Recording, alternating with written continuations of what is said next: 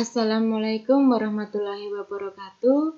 Berjumpa kembali dengan saya Ririn Setiawati di MAT 330307 persamaan diferensial biasa. Pada video kali ini masih tetap melanjutkan bab terkait dengan pengantar persamaan diferensial. Hanya saja pada video kali ini dibahas terkait dengan masalah syarat awal dan eksistensi solusi persamaan diferensial.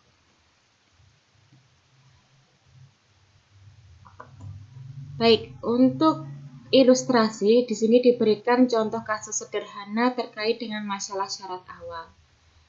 Tentukan solusi f dari persamaan diferensial dy per dx sama dengan 2x, sedemikian sehingga pada x sama dengan 1 solusi f mempunyai nilai 4. Nah, berdasarkan contoh kasus ini, maka di sini dapat kita berikan penjelasan lebih detail, yaitu yang pertama, solusi f dari persamaan diferensial dy per dx sama dengan 2x. Artinya apa? Fungsi f harus memenuhi persamaan diferensial 1, di mana fungsi f itu ketika diturunkan pertama terhadap x itu harus sama dengan 2x. Atau bisa dituliskan dalam bentuk f aksen x itu sama dengan 2x untuk setiap x di dalam intervarial i.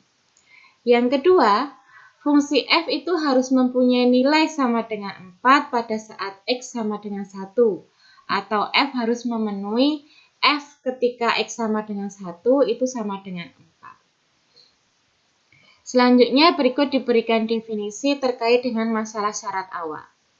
Misalkan persamaan diferensial order 1 dengan bentuk derivatif dy per dx sama dengan fxy, seperti yang tertuliskan di dalam persamaan 2, dengan f-nya itu adalah fungsi kontinu pada domain D subset dari R2, dan x0, y0 itu anggota dari D. Masalah mencari penyelesaian Pi yang terdefinisi pada interval I yang memuat x0 dari persamaan diferensial 2 dan memenuhi syarat awal Pi x0 itu sama dengan y0, itu disebut masalah syarat awal atau kita singkat dengan MSA. Dan selanjutnya dituliskan dalam bentuk umum, yaitu dy per dx sama dengan fx, y dengan syarat awal y pada saat x sama dengan 0 itu sama dengan y0. Sebagai contoh di sini ya, selesaikan masalah syarat awal berikut, di mana persamaan diferensialnya itu berbentuk dy per dx sama dengan negatif x per y dengan syarat awalnya itu y pada saat x sama dengan 3 itu bernilai 4. Nah, sekarang ini perhatikan untuk persamaan diferensial dy per dx itu sama dengan negatif x per y. Maka untuk menentukan solusi dari persamaan diferensial ini kita bisa mengalihkan silang. Artinya di sini ya, y dikalikan dengan dy itu sama dengan negatif x dx. Selanjutnya kita integralkan kedua ruas sehingga nanti kita peroleh setengah y kuadrat itu sama dengan negatif setengah x kuadrat plus c1 kuadrat. Selanjutnya kita kalikan dua semua sehingga di sini kita peroleh y kuadrat itu sama dengan negatif x kuadrat ditambah 2c1 kuadrat. Selanjutnya 2c1 kuadrat ini kita notasikan dengan c kuadrat sehingga kita peroleh penyelesaian umum dari persamaan diferensial 3 itu dalam bentuk x kuadrat ditambah y kuadrat itu sama dengan c kuadrat. Setelah ketemu solusi umum, maka kita perhatikan syarat awalnya. Karena tadi diberikan syarat awal di mana pada saat y pada saat x sama dengan 3 nilainya 4. Artinya apa? X0-nya di sini sama dengan 3, y0-nya sama dengan 4. Kita substitusikan ke solusi umum 5, maka kita peroleh x0 kuadrat ditambah y0 kuadrat itu sama dengan c kuadrat.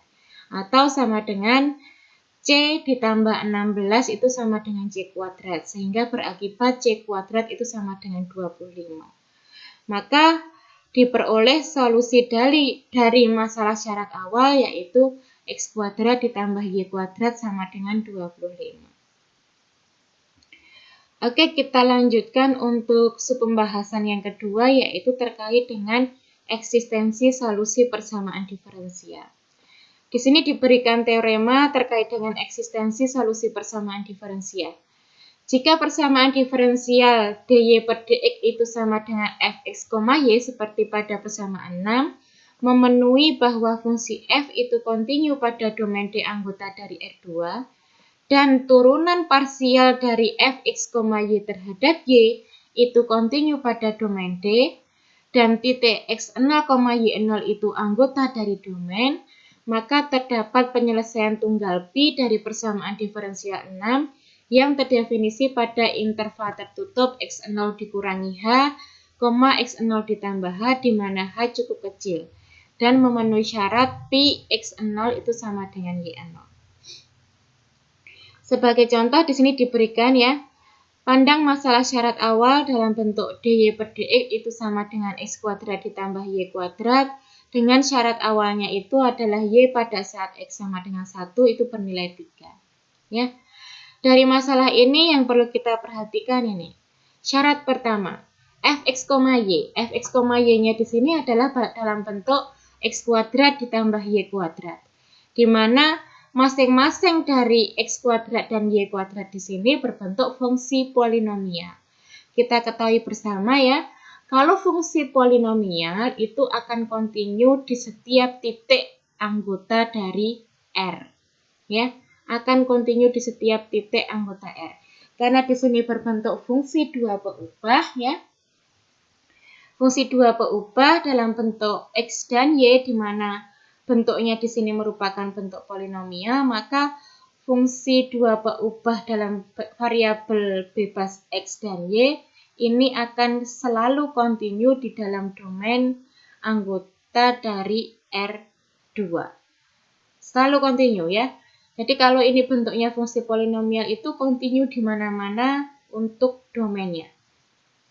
Begitu juga nanti untuk fungsi rasional, kalau bentuknya nanti adalah fungsi rasional itu akan kontinu di dalam domainnya. Nah, kalau fungsi rasional itu kontinu di dalam domain, maksudnya apa?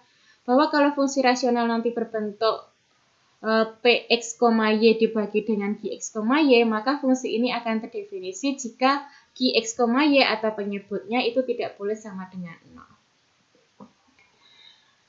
Oke, dari syarat yang kedua ya, apabila di sini diperoleh turunan parsial fx, y terhadap y itu nanti sama dengan 2y, itu dipastikan dia kontinu pada domain D ya.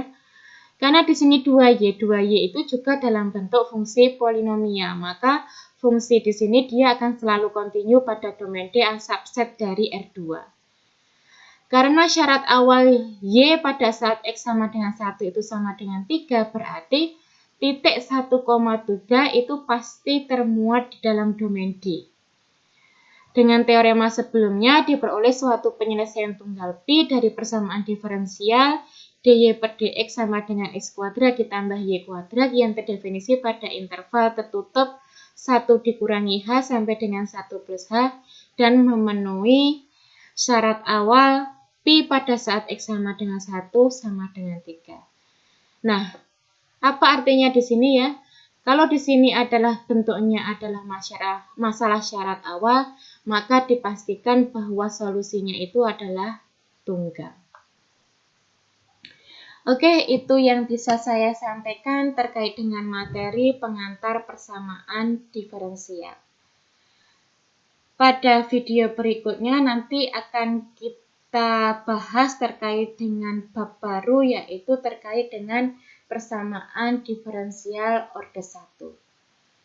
Cukup di sini materi yang bisa saya sampaikan pada video kali ini. Saya ucapkan terima kasih atas perhatiannya. Akhiri salam. Wassalamualaikum warahmatullahi wabarakatuh.